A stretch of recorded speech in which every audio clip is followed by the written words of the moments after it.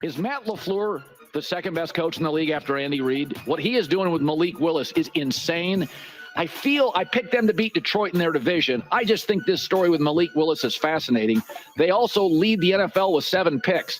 We have been saying this for a decade. The only time Green Bay's defense has ever been great, Aaron Rodgers won a Super Bowl. I always feel like they underachieve defensively, but they bring the head coach from Boston College over. They're young, they're fast, they're making plays. And this has not been a playmaking defense for a long time. And what LaFleur is doing without Jordan Love is notable. This guy he doesn't promote himself. It's little market Green Bay, but I still think they're young in a lot of places, even at quarterback. But I like Green Bay a lot. I have them at 4. I just cannot articulate the job that he's done in the short period of time. You guys don't get it. I know you think you got it, but you don't get it. What he's been able to do, I've never seen something like that. This is where Wisconsin gathers to talk sports. Packers, Brewers, Badgers, Bucks. The Wisco Sports Show is on the air. Now, here's your host, Grant Bills. A little bit of sound from Colin Cowherd's show earlier today. I believe that was from Herd Hierarchy. I love a little alliteration, so I appreciate the segment. I'm not a big power rankings guy, just because I think people take them way too seriously. If you want to do a segment where you're like, hey, here's 10 teams that I think are really good, and I think the teams closer to number 1 are better than the teams closer to number 10, and this is a mechanism, this is an excuse, this is a segment to just talk about different teams, and I'm going to tell you why I think each team is good. That's great, okay? The problem with power rankings and the herd hierarchy is then fans get all butthurt. It's like, how do you have this team over this team? It doesn't really matter. It's not really the point. As someone who hosts a sports talk radio show, sometimes you come up with a segment. Sometimes you do a thing just as an excuse. We'll do a herd hierarchy. We'll do a Bills. I don't know. I said I like alliteration. Sometimes it takes me a little time. Right, we'll do some sort of power ranking, and it's just an excuse for 10 minutes to play some, sporting music in the background and talk about 10 different teams. Whether he has the Packers 10th, he had them 4th, which, that's high.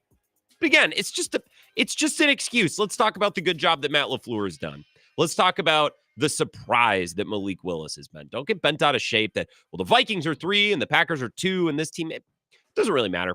It's just a fun segment, just a little sound to get us into tonight's show. This is the Wisco Sports Show. My name is Grant Bills, and fantastic news. The haters are furious. I am going home early tonight. I'm going home at 5:05, not 6 o'clock, because the Brewers are in Pittsburgh, which is time zone over. They play instead of 6:40. They play at 5:40, which means the pregame all across our network starts at 5:05. And I am just distraught about it. I would go so far as to say I'm depressed. I'm so broken up about going home early, I might not be able to sleep tonight. But I'll power through. I'll do my best to bring you the best hour and 5 minutes I can. I'm thrilled. Are you kidding me? An extra hour tonight to go home? I love this. Feels like getting out of school early. And an hour and 5 minutes is plenty of time to say all the things we need to say about our Packers. And if you want to talk a little Brewers, they're back tonight. We can do that as well. I actually want to start by talking about Monday Night Football last night. 2 games. Let's start there. By the way, 608-321-1670. You want to text or call? Take your calls after our first break. You can text anytime. You can tweet me at Wisco Grant. I live stream the show on Twitter and on YouTube and Facebook. You can comment on all those platforms. I'll do my best to keep an eye on the live stream, and any questions or comments that you put into the show, I'll do my best to make them a part of the show. Monday Night Football. Back to the task at hand. I want to talk about the games last night. I kind of rolled my eyes when I got home. Monday night, let's all be honest too. When we get home from work on Monday night, we're all like, oh, you're a little tired. You're like barely into it. On Wednesday night, it's okay. Tomorrow's Thursday. Thursday, there's a certain anticipation. Thursday, there feels like you're really turning a corner when you get past Wednesday in the work week, right? Going to work on Friday, it all feels a little bit like a freebie on Friday, because once today is done, then I'm done for the weekend. Monday night, you get home, you're like, oh. Now, great thing about Monday night this time of year is there's a football game. That's our reward, right? That's the one thing to compensate for Monday night, which is kind of crummy, right? Is we have football. And last night we had 2 games. So I get home and I'm a little tired Monday. I, for whatever reason, didn't sleep great on Sunday. I don't know. It was just Monday. It'll take it out of you a little bit. And I get home and I rolled my eyes a little bit at the Monday night games because a couple AFC teams, I would just prefer to watch NFC teams as a rule of thumb. AFC teams don't always do it for me. The Commanders, I think you need to be an East Coaster to appreciate the following and the draw of the Commanders. I don't know in the Midwest that we really grasp it. It kind of seems like, well, they mostly stink and they've been poorly run. And does anyone really care about the Commanders? Well, on the East Coast, yeah, I think a lot of people do. But in the Midwest or maybe on the West Coast, it's just like the Commander. It's just not a brand that really pops. And maybe that's because they've rebranded and it doesn't feel, Cleveland Guardian, Washington Commanders. It didn't feel like it had a lot of luster last night when I got home, is my point, for lots of different reasons. Okay. I don't really care about any of those teams. But from the games, one of which was competitive, the other was not. One was done by halftime, which is a nice thing about Monday Night Football doubleheaders. And I saw a bunch of people pointing this out on Twitter last night. If there's two of them, right? If one of them is a bust, the whole night isn't a bust. We could just switch over to the other one. So that was very nice. It's like insurance, Monday Night Football insurance when we have two games. Bills Jags is done at halftime. What was it? 30, was it 38-3, 31 to, it was done at halftime. That game wasn't close. Now, Commanders and Bengals, that game was closer, but still it felt like Washington had a nice command for nice 4 quarters. Nice. Don't really care about the teams.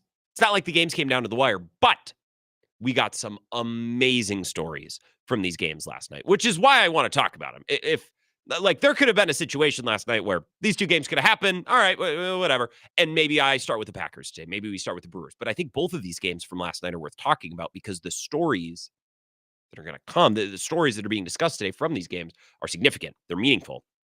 So let's start with Washington and Cincinnati. We've been dying for one of these rookie quarterbacks to show us something. Just pop a little bit. I know they're rookies, and maybe it's unfair through only 3 games. Maybe we're impatient as a football fandom. Maybe we should expect nothing from rookie quarterbacks at any point. Tom Brady would probably tell you a rookie quarterback shouldn't play at all. I think there's some truth to that too. But Jaden Daniels, Caleb Williams, I know Drake May's not playing. Bo Nix is, right? I just want to see something. A little flash, a little pep, a little zing, just a little taste. And we got that from Jaden Daniels last night. And Bears fans, look, I'm sorry. I was talking to one of my best buddies earlier this morning. He's a diehard Bears fan. He's like, everyone's saying that the Bears made the wrong pick now. Like, what is this? Look, I'm not drawing any conclusions about Caleb Williams or Jaden Daniels. His point this morning was, you can have 2 good quarterbacks from a draft class. I'm like, yeah, I get it. Bears fans, I'm not trying to overreact. I'm not trying to be unfair to your guy. It's just that Jaden Daniels was the first quarterback of this rookie class to pop and have a good game. And I think we've been watching this rookie class for a couple weeks. High expectations, fair, unfair for Caleb Williams. Haven't really been paid off. Sports fandom, casual football watchers or watchers who aren't Bears fans haven't really been rewarded with the entertainment value or the fantasy football value that we maybe thought we were going to get from the Bears.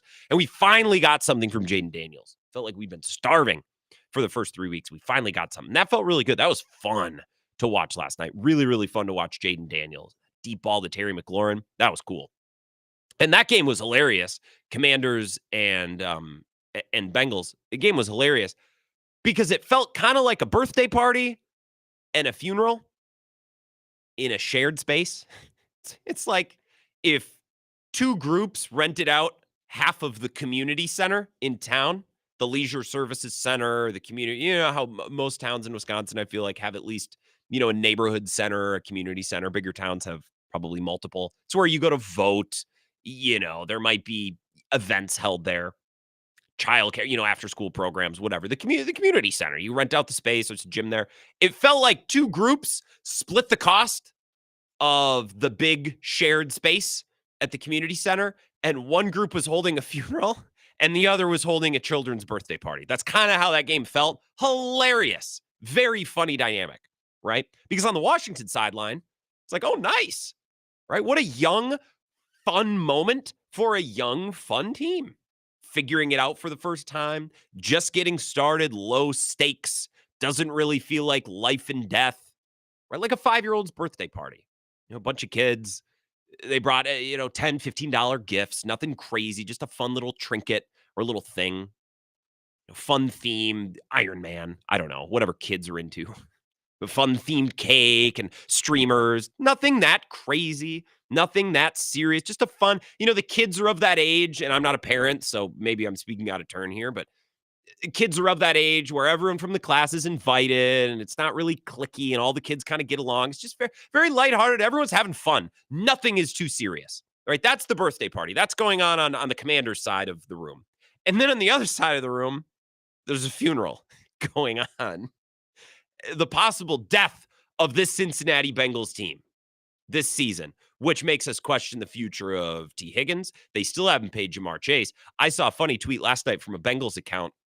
It was like, so we didn't pay Jesse Bates because we needed to pay T. Higgins, who we didn't pay because we needed to pay Jamar Chase, but we haven't paid Jamar Chase, right? All of these questions about the future of some of these players on the Bengals and the coach and the defensive coordinator, like this iteration, this regime of Bengals football, this era of Bengals football as we know it, is kind of laying there in the casket at 0-3. And unlike a child's birthday party, there's a ton of stresses of real adult life associated with that. You're worried about taxes. You're worried about life insurance. You're worried about who gets the inheritance and how that's split up. Heavy stuff, right? When's the internment going to be? Oh, Aunt Tracy's pissed because she didn't, the real life things, difficult decisions, difficult conversations, difficult bits of paperwork and court filings and all that crap that you got to deal with. It's enough that when a family member dies, it's another, right, to have to deal with all the housekeeping things, heavy decisions and conversations. That's going on that side of the room. While there's an Iron Man themed kids birthday party where everyone's having a blast eating cake on this side of the room. In the same game last night. That was the game. It was really funny to watch. Because Commanders, those players, those fans, that coaching staff, they all just got hired. Dan Quinn just got there. Not a care in the world. Not worried about life insurance. Not worried about burial fees or, who's speaking at the funeral. Who wants to speak? Cousin Mose wants to speak. Oh, God. All right. Tell him 5 minutes. Keep it short. You know what like all that stuff. None of that on the Commander sideline, but it was taking place in the same game on national TV. Sports are hilarious sometimes. I've really been banging this drum the last couple of weeks. It's like, yeah, you're excited when your team wins. You're sad when your team loses. There's so much more to sports. If you just open your mind and heart to accept all the sorts of these different outcomes and dynamics, sports can be hilarious. That game was hilarious, right? I don't know where the Bengals go from here. They're 0-3 with losses to the Patriots and the Commanders in Jaden Daniels' third career start. It's just funny. It's really funny. And by the way, to build on a conversation that we had yesterday, all these people in Wisconsin who are nitpicking the Packers. Well, Malik Willis won, but they only threw so many times against Indy. And, I saw ESPN Milwaukee, their morning show, put out a breakout clip yesterday. I think it was Gabe Nitzel, who was like, oh, but they're not going to be able to play that way against Minnesota. I'm still concerned. Okay, well, would you rather be the Bengals, who have a healthy starting quarterback? They're 0-3. Would you rather be the Ravens, healthy Lamar Jackson? They're 1-2. Matt Stafford, 1-2, barely, probably should have lost to the Niners, won that game by the skin of their teeth, right? Like, it's hard to win in this league. Look at the Bengals. Look at the Ravens. Look at the Cowboys. Those are healthy teams, and they're struggling to scratch together wins. The Packers are playing with Malik Willis, who got here at the end of August, and they're winning games. So a further testament to what the Packers are doing, watching the Bengals last night, who were mostly healthy, and they still can't find a way to buy a win right now. They're 0-3. Their season's probably done. Speaking of seasons that are probably done, let's talk about the Jaguars and the Bills. The Jags stink. I don't really care about the Jags. Maybe we could talk about that when we come back from this next break. It depends on how many Packers things or Brewers things you all want to discuss today. I don't want to completely bog down the show with Monday Night Football talk. Although, again, I think both of these games last night are super interesting. I thought this comment from Josh Allen was interesting. Bill brought this to my attention earlier today. Josh Allen, after the game, was asked, hey, 6 different players, running backs, tight ends, wide receivers, scored a touchdown for the Bills tonight. Talk about that.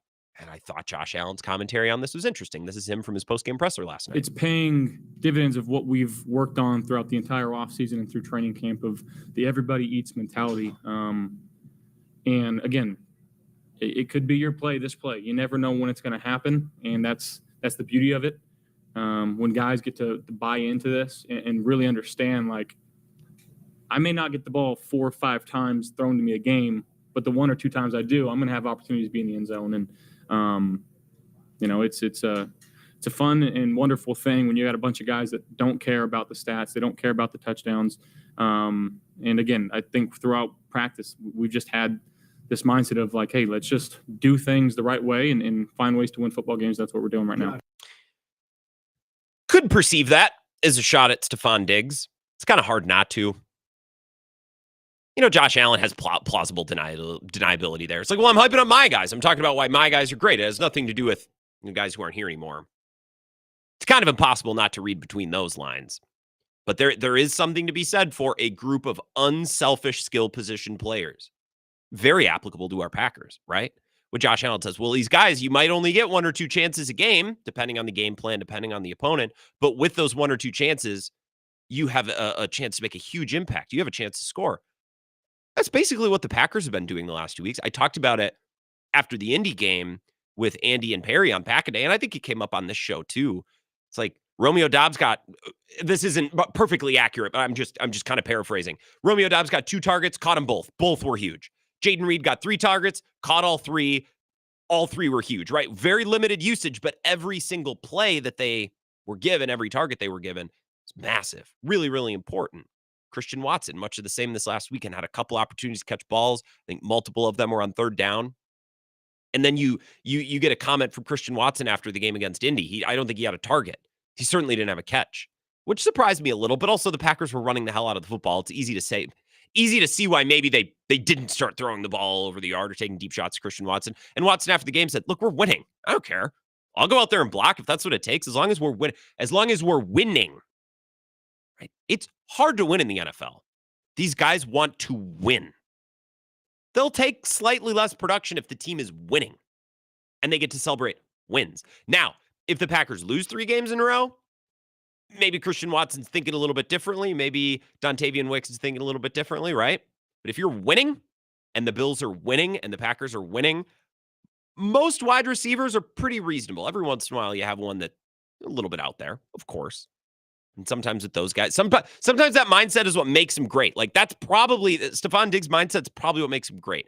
AJ Brown, that mindset, probably a part of what makes him great, right? I think number 1 alpha wide receivers believe they're open on every play, want the ball on every play. It's part of what makes them great.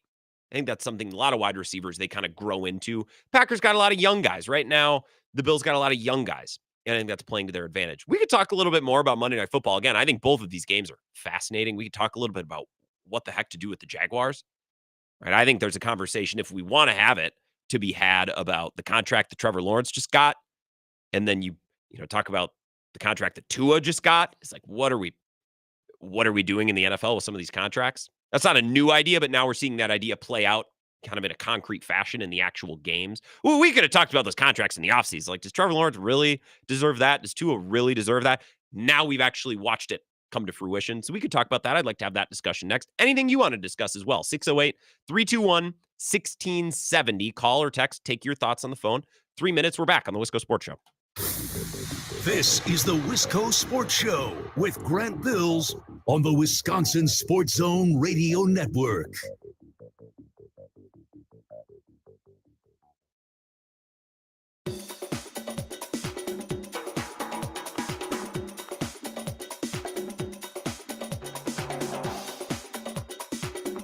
The Wisco Sports Show will resume in 3 minutes.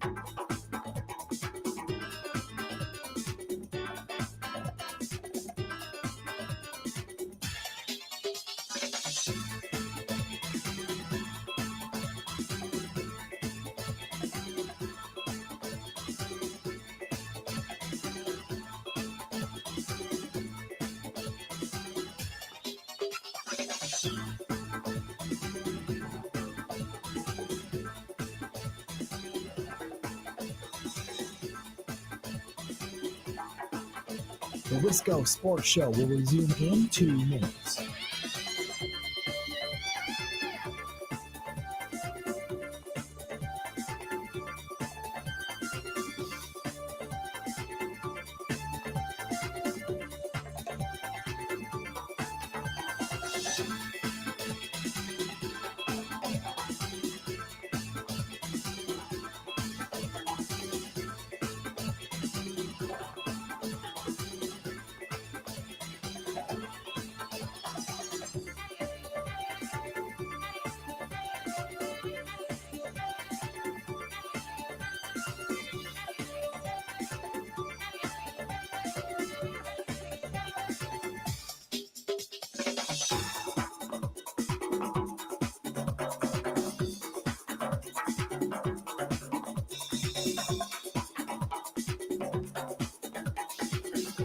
The Wisco Sports Show will resume in 1 minute.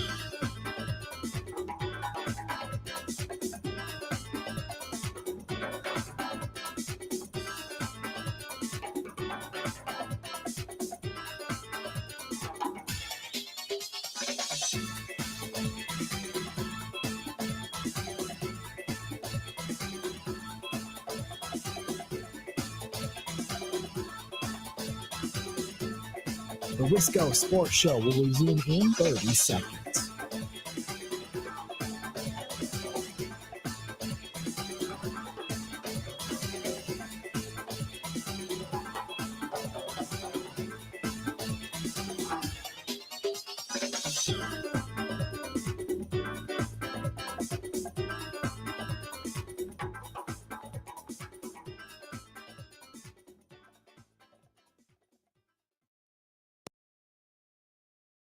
We got to look at the tape, and we got to decide this week on a short week. Some of those answers. I don't necessarily think you go in an opposite direction.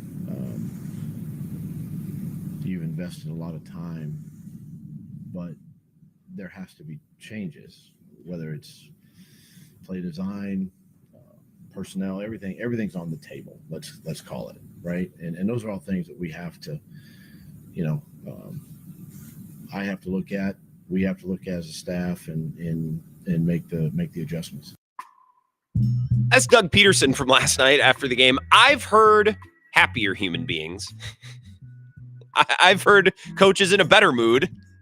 I've heard more excited coaches at a presser before.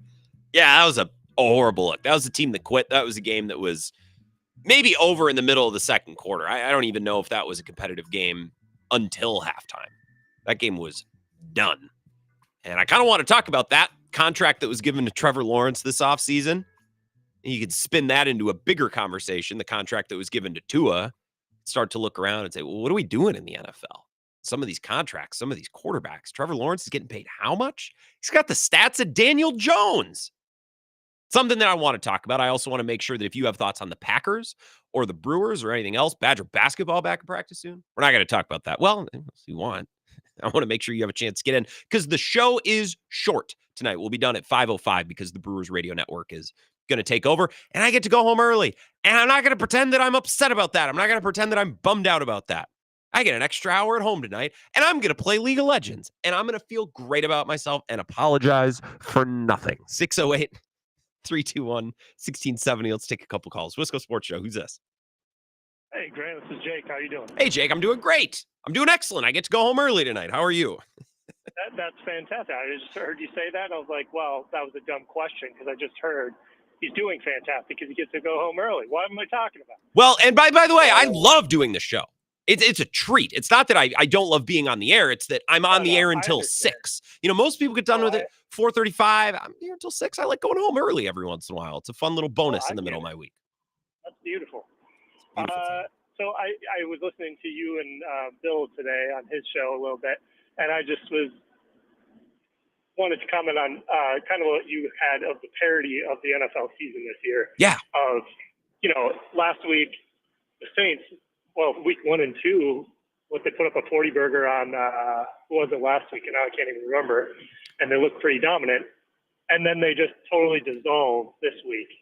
And then you have, the Birds out east. You got the Baltimore just taking a dump, and then all of a sudden they win. I think, is that who Saints played? Now I can't even remember.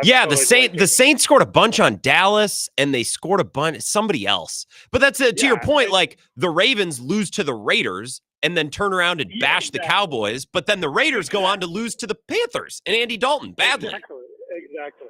Yeah, it's so crooked. But also, this is a totally unrelated side point. It's related to you, Grant.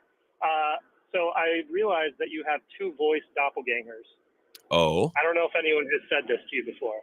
Someone 2 weeks ago who works in radio, I heard, said that I sound like Ben Shapiro, which I don't know who that is. Oh wait, yes I do. He's on like National Public Radio. Politics guy. Which I have no opinion of him other than I think his voice is higher than mine, so I didn't really love that. But who are you thinking? Okay, so you have 3 then. So one on like YouTube Shorts this sports video came up, and it's like an AI thing. Okay. And it sounds, I swear they took your voice and trained an AI. I'll have to send you a link on a text. Okay, send it. It's kind of creepy. Second, my wife and I have been watching How I Met Your Mother, and you and Ted, when Ted goes on a rant, I tell you what, Grant, it's you, 100%. So I'm going to bookmark that. I'm going to find a rant of Ted. It's Ted Mosby, right? The character? Oh, there it is. Yep. Okay. That's it. So Jake, I'm going to look that up over this commercial break. Text me the link to the AI thing, because now I'm actually For interested. sure. It helps that he's talking about sports in the AI, but That probably helps. I appreciate that, Jake. Thanks for the call. Have an awesome night. Yeah, man. Yeah. Text that to me. Well, I will. I'm on it right now. Perfect. I appreciate it. And you're right about the parody. And that's why I love the NFL so much. That's why we all love the NFL. Okay. And I, at times, love the NBA. I think I probably still like the NBA more than most people throughout the regular season. Love Major League Baseball. Love the Brewers. Love college basketball. Like, I like other sports too. But the NFL is great because you cannot watch an NFL game and turn around and say, well, that game didn't matter. You can't do it. You can do that for how long is the NBA season? Starts in October, November, December, January, February, March. It's 6 months long. And for the first, let's say 4.5 months, well, every team's gonna make the playoffs anyways. And then there's like a small window of time in the middle of month number 5 where like, okay, these games matter. And then you get into month number 6, it's like, well, everyone's starting to get positioned for the playoffs. There's so many games in the NBA that doesn't matter. You can watch a game. Wow, what a great game.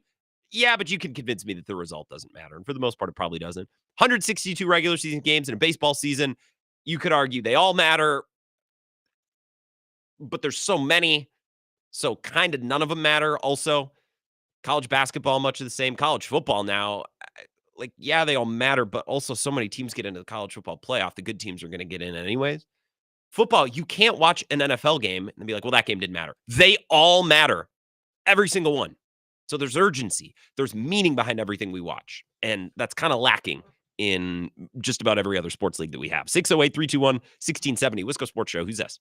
Grant, Tony from Texas. Tony. You're absolutely correct. You know, Bucks, Hornets on a Tuesday does not matter. And, you know, Packers versus Titans last week, that matters. And once again, we are seeing why the Packers are the Packers and the Titans are the Titans, the Cowboys, these teams that suck. They suck for a reason. It starts from the top. Hey, let me talk about last night's game, though. What's interesting, Cliff Kingsbury, you know where he was last year, right? Well, he was with USC head. He was with USC. Well, I'm sorry. He was with USC when he took in Caleb Williams. Yes, so he was with. That's right. He was with USC. He's been with USC. He's with Caleb Williams, and he said, I heard this week that Jane Daniels is going to be probably the better pro than Caleb Williams. He didn't say it in those words, and it makes you think, man, the Bears messed it up again. Yeah, it's a tough needle to thread hiring the defensive head coach and bringing in the offensive coordinator, right? And it's not that defensive head coaches can't be great. I think there are lots of good leaders that are defensive head coaches, but you're limited in the offensive coordinator that you can get. First of all, you have to be on a team that's got a big budget to go and get the best available guys. And teams like the Patriots, I don't know that the Patriots were going to spend to get the best guy. They got Alex Van Pelt, who's getting paid by, I think, Cleveland as well, which is where he was last. So you need the organization that'll spend. And also, Tony, the best offensive coordinators are chasing head coaching jobs. So the pool is limited, and it depending on which organization you work for, the funding might be limited. It's just harder to get the best possible guy for that young quarterback with a defensive head coach. And with Green Bay, I mean, they've built this culture, Grant, all the way back to Ron Wolf, Ted Thompson, now Brian Gutekunst. They don't just make irrational decisions. They let the process go. And you made a great point with Stephon Diggs and the Texans. I heard you on Bill's show, I think, saying you were wearing his high on the Houston Texans. I'm like, you know what? Grant is making a great point. Well, after the last 3 weeks, it's not even like, I'm not even trying to hot take this. I've watched them the last 3 weeks, and they've underwhelmed, I think, in every game they've played so far. And guys like Diggs are they're a culture killer. You look at the Packers, look at Jaden Reed blocking for Malik Willis in that first touchdown. I want all your listeners to go watch that run again.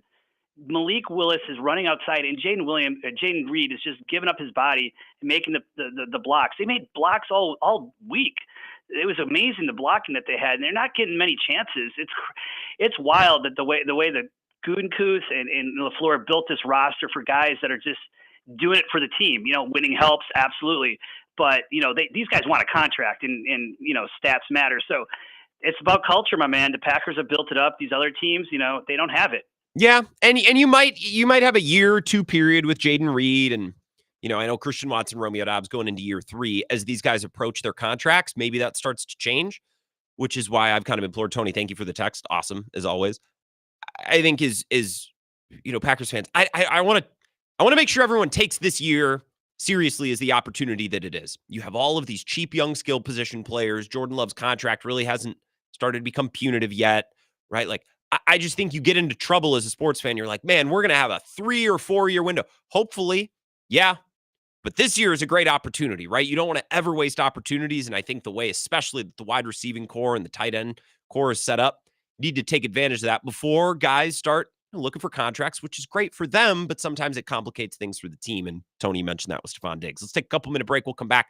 I want to talk a little bit more about what we saw last night, working in your thoughts, your texts, your calls as well. 608-321-1670. This is the Wisco Sports Show with Grant Bills on the Wisconsin Sports Zone Radio Network.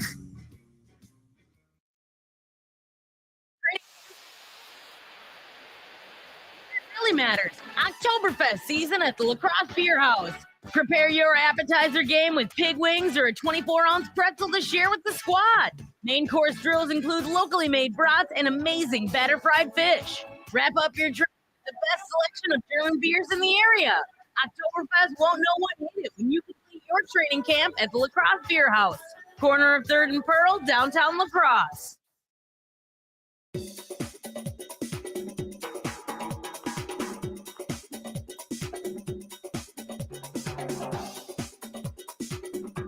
The Wisco Sports Show will resume in 5 minutes.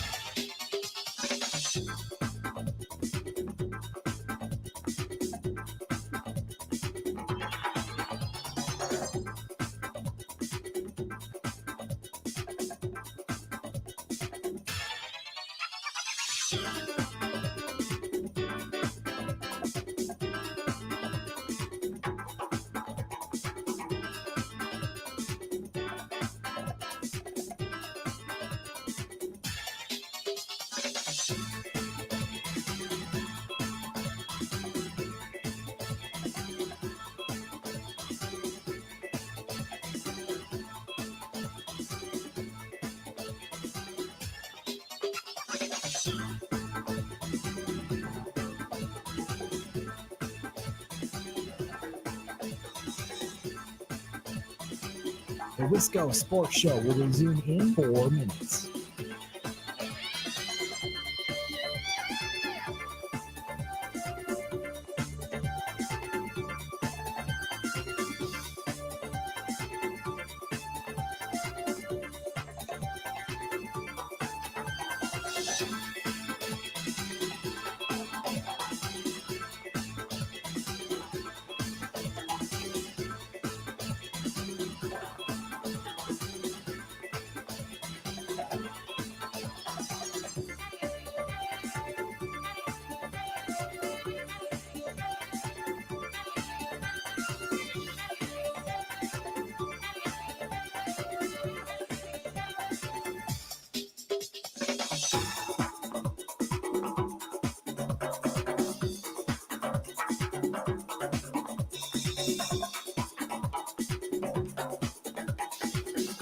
The Wisco Sports Show will resume in 3 minutes.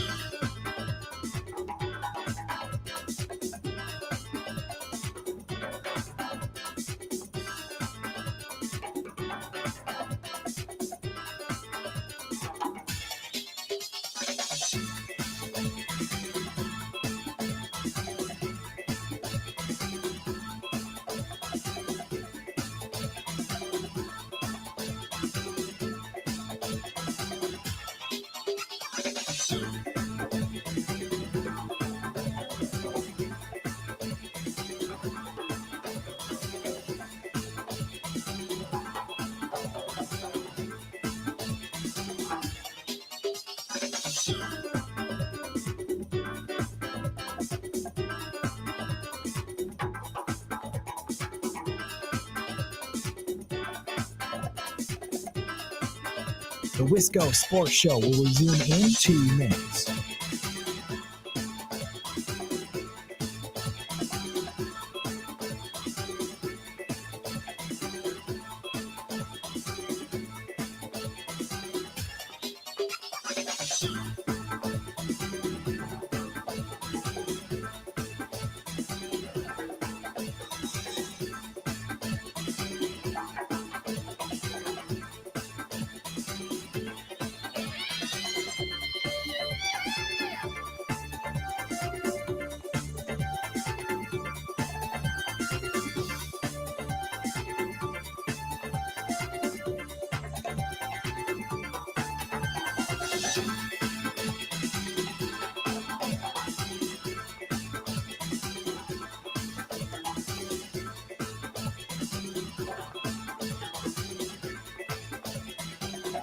The Wisco Sports Show will resume in 1 minute.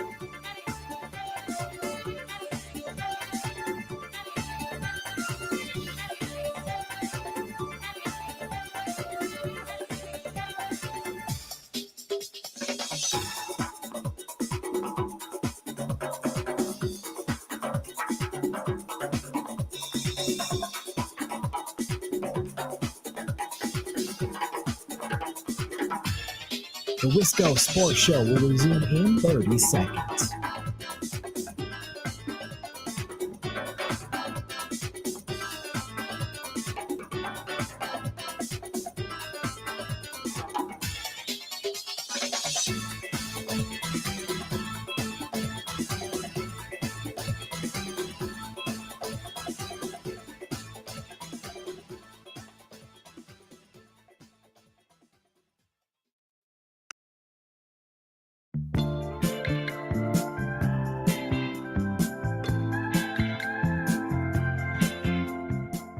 Wisco Sports Show, rolling on. Our time is short tonight. We're done at 5:05, so I want to make sure everyone has a chance to get in. We got 2 callers on hold. I will get to you both, and then I have some things to say about what the Jags did last night. So if you have Brewers takes, Packers takes, get them in quick, and then I have another thought or two on what we saw last night for Monday Night Football. 608-321-1670, Wisco Sports Show. Who's this? Hello? Hello? Yes? Yeah, I got another voice of doppelganger for you. Oh, who's that? You sound just like Leonard from The Big Bang Theory. I said... Damn it. I see where you could maybe think that, yeah. I'm not as whiny, though, am I? Am I that whiny? Say a little bit. Your inflections are about the same. And plus, you get to kiss Penny. Yeah, maybe a little bit. Maybe, okay. I'll give you, okay. I'll meet you halfway on that. I was going to reject it, but I get where you maybe got that. Yeah. It's just listen to watch one of the episodes and you'll see. I appreciate that. Maybe a little. Maybe a little. A little. I'll concede to that. Not all the way, but a little. Thank you for that call. All right, one more. Wisco Sports Show. Who's this? I got another doppelganger for you. Cone, what? Who? It's a ESPN Milwaukee host. Who? Former Badger basketball player. No. Which one? Initials BB. Why? I'm not that whiny. Why does everyone... I'm just messing with you on that one. Ted Mosby, I'm watching How I Met Your Mother for the first time, and I can definitely see it, maybe voice-wise, but do not end up like Ted at all. Is it worth a watch? I've seen an episode or two, and it always reminded me of Friends, in that like everything was supposed to be funny, but nothing really was. Kind of heartwarming, but also, I don't know. I don't know that it's my jam. Should I give it another try? Yeah, I like it a lot. It's definitely better than Friends, in my opinion. All A little raunchier maybe than Friends. All right, I'll circle back. I'll check Barney's that out. just hilarious. Yeah, Barney. I feel like Barney would make me laugh, so maybe it's worth it. I'll pursue it. I'll look into it. Now, is there a worse division in the NFL than the AFC South? Like even close to being as bad as the AFC South? So the Titans might be the worst team in football. That was my takeaway from the game after the Packers game, because Will Levis is horrible. The Jags look like they've given up. I don't know that Anthony Richardson can start every game this year. And the Texans, I think that's a good team. I just don't know that they've shown to be the elite team that we all thought. So could the Texans win like 10 games and they win that division? Like I'm with you. I think the NFC East, the Commanders showed a little bit of life last night. And I think the NFC South maybe again doesn't have the elite team at the top, but I think they're better than the AFC. Yeah, I think it's the AFC South. Yeah, I mean, watching Jacksonville last night, like puke. Trevor Lawrence, just overrated, overhyped, overpaid. If I'm a Jets fan, I'm almost glad I missed out on that sweepstakes to draft Trevor Lawrence, because then you're going to be stuck in this disgusting QB cycle. You are drafting and paying Trevor Lawrence $200 million before his fifth-year option even comes into place. It's like, thank God we're fans of the Green Bay Packers and have a respectable organization that has a winning culture. I mean, you look at the Bears, Cleveland, Jacksonville, like it is just puke city everywhere. How hard is it for these organizations to be professional? I don't know. It's not a good way to do business to draft a quarterback and suck, and then to draft a quarterback and then to suck. Like, it's a cycle that's difficult to get out of unless you draft someone that's so unbelievable, unless you strike lightning with Mahomes, who makes everyone better. Like even Burrow, but like they had a nice 2 or 3 year window, and now I'm questioning where the Bengals go with Joe Burrow from here. Like Joe Burrow can only save the Bengals to such a degree, right? There's so much more that goes into it, right? I used to think we'll get a quarterback and all your problems are solved. I think getting a quarterback is step number one, but as an organization, you need to do so many other things, professional things, to be considered a contender. Yeah, and I think the coaching gap through these first 3 weeks has really been like profound in the NFL. I mean, you look at what Kevin O'Connell's doing with Darnold, you look at LaFleur with Willis, and then you compare it to Eberflus and Caleb Williams and whatever Jacksonville's got going on with Trevor Lawrence. I mean, it's like, it's night and day coaching. And I don't know, maybe this year's the first year we really noticed how big of a deal that is, but I don't know. I think it kind of came with that Sean McVay wave. I think for the first couple weeks, at least, people are really talking about coaching because, you know, O'Connell and LaFleur are the two best examples. Like, look at what they're doing with Malik Willis and Sam Darnold. Like, everyone's been talking about coaches the first couple of weeks. And I'm interested to see where the Bears season goes. I think it's a little unfair to be slamming the door on especially rookie quarterbacks after just a couple weeks. And I don't think that many people are seriously actually doing it. But I just think organizational strength, right? Good leadership, stability, good coaching, good scheme, all that stuff. We've really seen how valuable that is the first couple weeks of the season. You're absolutely right, Cone. Yeah, and if I'm a Bears fan, I don't think I'm pressing the panic button on Williams, but like, I'm pressing the panic button on the organization. I mean, you brought in Ryan Poles, Kevin Warren, did a great job running the Big Ten, bring them into the Bears, and you're in that same exact cycle where, okay, Eberflus is going to be on the hot seat. You're going to fire him this offseason. You got to nail the head coach to work with Caleb Williams. I mean, that's a lot of pressure on an organization. And I mean, they extended Eberflus this offseason. Yeah, so the Eberflus thing is funny, and Cone, I appreciate it. So the Commanders hired Dan Quinn, defensive head coach, a little bit against the grain from I guess, you know, what kind of the trend has been. The trend has been find your young offensive mind, empower them as a head coach. Okay. So the Commanders go against that grain a little bit. But Dan Quinn is a proven commodity.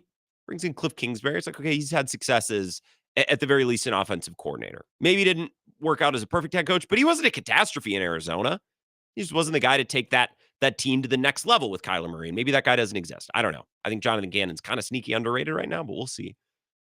The Seahawks hire Mike McDonald, good defensive mind, fits the Seattle culture a little bit more. We all saw that move. It's like, okay, that might work. They're 3-0. They're winning. The Commanders have won a couple of games now. That's starting to work. No one watched what the Bears did with Matt Eberflus and Shane Waldron this offseason and said, I think that'll work. I think it'll be good. Everyone's like, are you sure? Drafting Caleb Williams. You've made all this investment in offensive personnel, drafted Rome Odunze, brought in Keenan Allen, DeAndre Swift.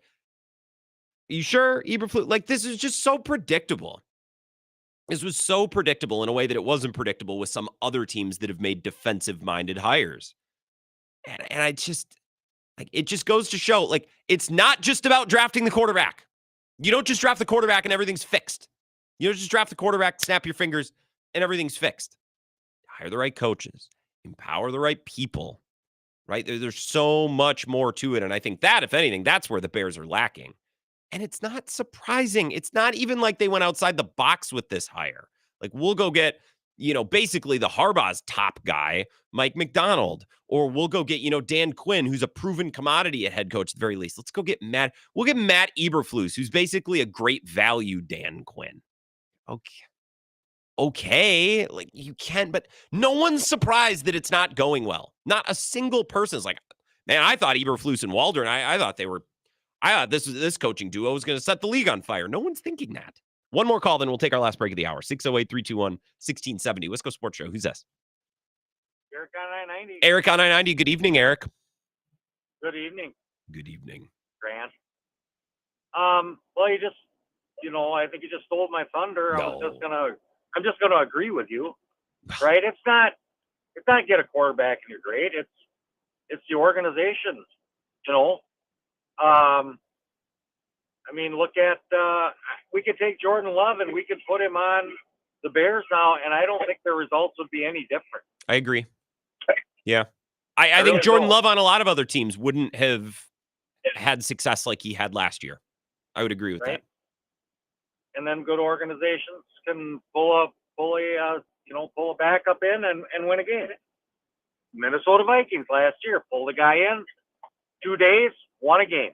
2 days. And wouldn't you agree that the Vikings are a well-run organization, facilities, ownership, right? They have that stadium. They built that's a well-run organization. Yep. They actually scored the highest out of all the teams from player votes for organization. Which isn't everything. It's a big part of it. I also think their personnel is shrewd. I think Quesido Fomensa's had some misses in the draft, but I still think he's a sharp GM who does smart things. Right. He missed the first two. We got to give him a break on that. His first two draft picks were bust, but he's been doing all right ever since. But anyways, I'll let you go, Grant. Have a great day. You as well, Eric. Lewis Seen and who else? Lewis Seen. There's another name from that draft. Yeah. GMs miss draft picks. It's not ideal if you get hired as a GM and miss your first couple draft picks. You're going to miss him at some point. He just happened to miss his first couple. Lewis Seen, and I can't remember the other one. After trading down, too. A lot of trading down from Quesido Fomensa early on. It's about organizations. It's not just quarterback. Let's take a look at the contracts. Trevor Lawrence, Tua, some of the other quarterbacks got paid this offseason. We'll wrap up the hour next. This is the Wisco Sports Show with Grant Bills on the Wisconsin Sports Zone Radio Network.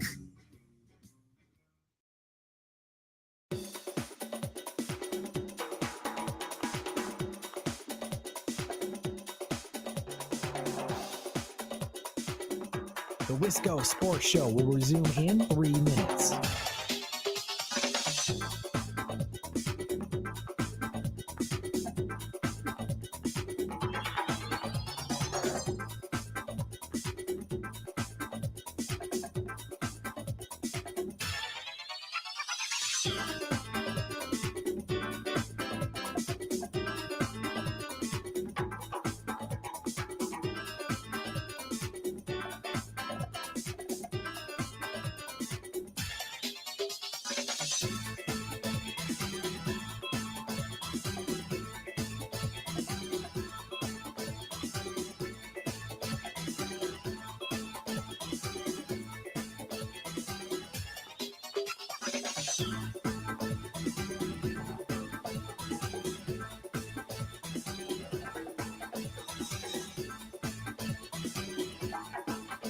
The Wisco Sports Show will resume in 2 minutes.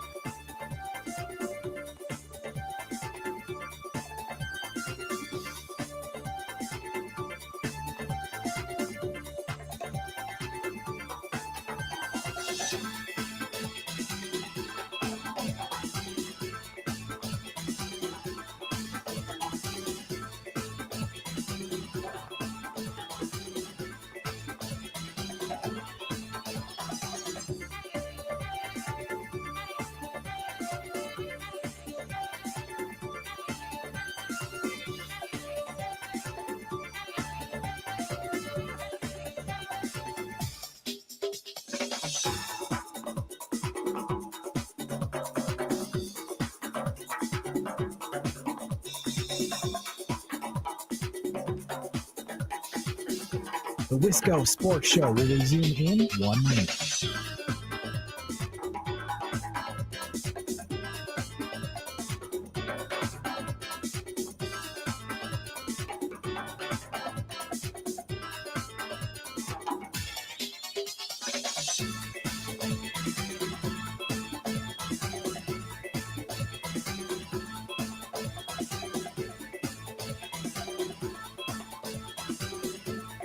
The Wisco Sports Show will resume in 30 seconds.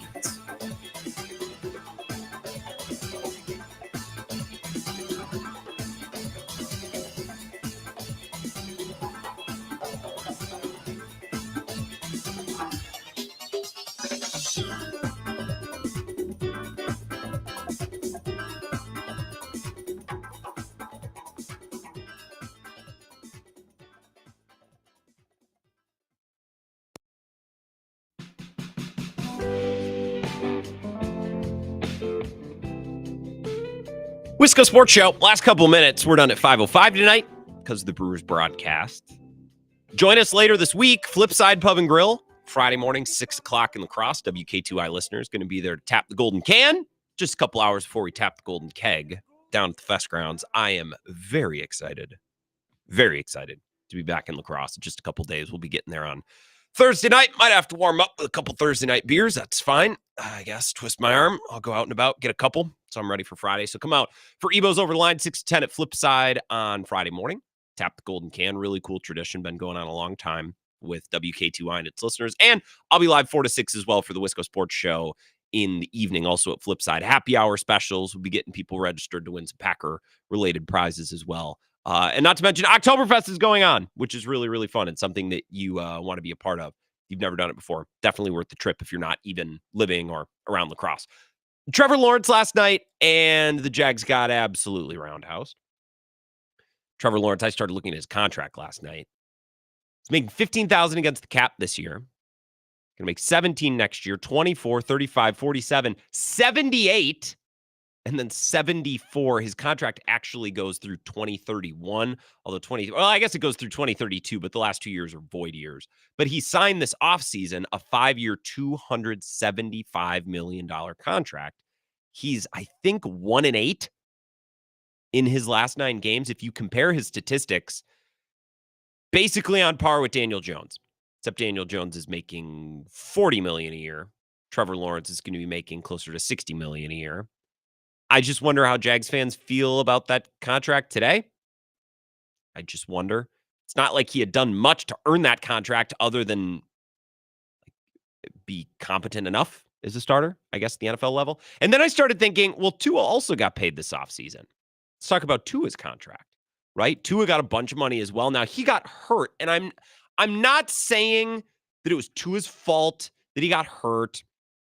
I'm not blaming that on him. However, he does have an injury history, and I bet the Dolphins were considering that when they were weighing all the possibilities and the options, whether or not they wanted to pay him. Tua signed a 4-year, $212 million contract. By the end, he's going to be making $65 million a year through the final couple years of his contract. Now, he's got 2 void years at the end as well. And of course, NFL contracts, you can get out of them early. You're going to pay some money against the dead cap. For example, if the Dolphins wanted to get out from Tua's deal after 2026, it's kind of the first chance they have to do so. 3 years, $152 million. That would be $34 million against the cap for him to not be on the team. And teams have taken certainly larger dead cap charges. The Jags out is after 2029. 5 years, $220 million. That's just so insane. Or $202 million. It's just insane. And I just think of the contract extensions that were signed this offseason in the NFL. Trevor Lawrence, Tua, notably. Jordan Love. Now, a lot of people thought, well, how can you give Jordan Love that much money? He's barely played. That was the doing of the Packers, however. The Packers hadn't played him. So it was the Packers' choice to sit him on the bench. It's not like Jordan Love wasn't good enough to play. It's not like he was injured. It's not like the Packers elected not to play Jordan Love. They're the ones who elected to give him the deal. That's of the Packers' own decision. And I would also contend, and I don't know that this is debatable. I don't think this is debatable. Jordan Love showed more ceiling. He showed more upside in barely any games last year, and basically 8 games down the stretch, than Tua has ever shown. than Trevor Lawrence has ever shown. Trevor Lawrence has won one playoff game, and he threw 4 interceptions in that playoff game. You know what I mean? Now, Tua has a larger sample. Tua has played more games, but it's a lot of, okay, so he can beat bad teams and he can put up stats, but can he win on the road?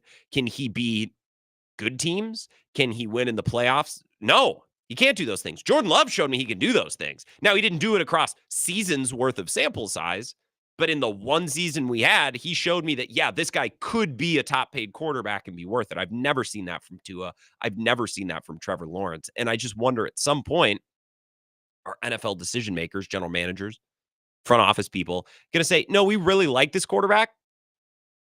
Tua, we think you're great. We would love for you to continue to be our quarterback.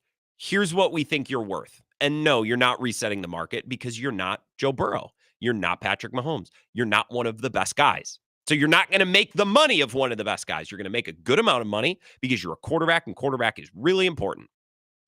But you're not going to reset the market. I wonder when we will get a reset, for lack of a better term, on quarterbacks that will reset the market, because Tua shouldn't have been one of those guys.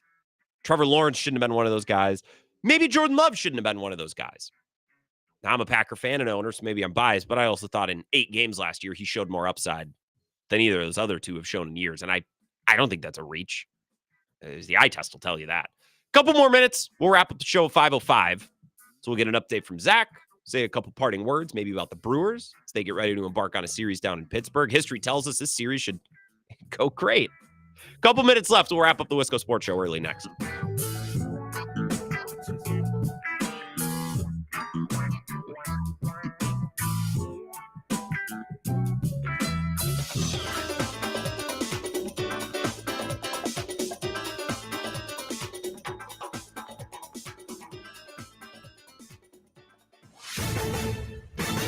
This is a Wisconsin Sports Zone update. Well, the Packers are getting the day off from practice. They'll get back out there tomorrow to begin their on-field work and preparing for a visit from the unbeaten Vikings on Sunday. Minnesota will bring with them the return of running back Aaron Jones. The Packers cut him after signing Josh Jacobs this offseason.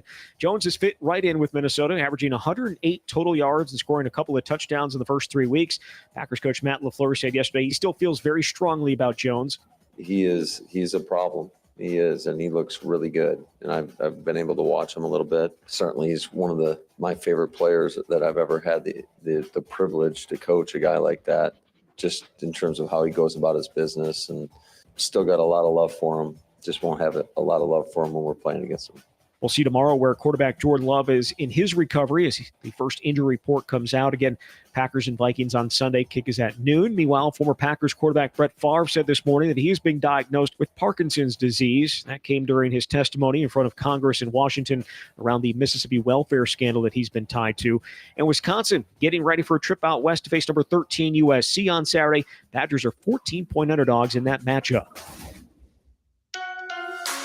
Rural Mutual Insurance, keeping Wisconsin strong. Farmers deal with a lot, including long days, stress, and fatigue. This is your reminder to take breaks, stretch, have a snack, and hydrate your body. Avoid farm accidents by keeping yourself healthy. Visit ruralmutual.com to learn how Rural Mutual supports Wisconsin farmers and prioritize safety on the farm. Rural Mutual Insurance, keeping Wisconsin strong. Well, the Brewers are in Pittsburgh. It's where they're going to face the Pirates tonight as they open the final road series of the season. The wild card round of the playoffs begin a week from tonight. With this Wisconsin Sports Zone Network update, I'm Zach Heil. Is Matt LaFleur the second best coach in the league after Andy Reid? What he is doing with Malik Willis is insane. I feel I picked them to beat Detroit in their division. I just think this story with Malik Willis is fascinating. They also lead the NFL with 7 picks. We have been saying this for a decade. The only time Green Bay's defense has ever been great, Aaron Rodgers won a Super Bowl. I always feel like they underachieve defensively, but they bring the head coach from Boston College over. They're young, they're fast, they're making plays. And this has not been a playmaking defense for a long time. And what LaFleur is doing without Jordan Love is notable. This guy he doesn't promote himself. It's little market Green Bay, but I still think they're young in a lot of places, even at quarterback. But I like Green Bay a lot. I have them at 4. I just cannot articulate the job that he's done in the short period of time. You guys don't get it. I know you think you got it, but you don't get it. What he's been able to do, I've never seen something like that. This is where Wisconsin gathers to talk sports.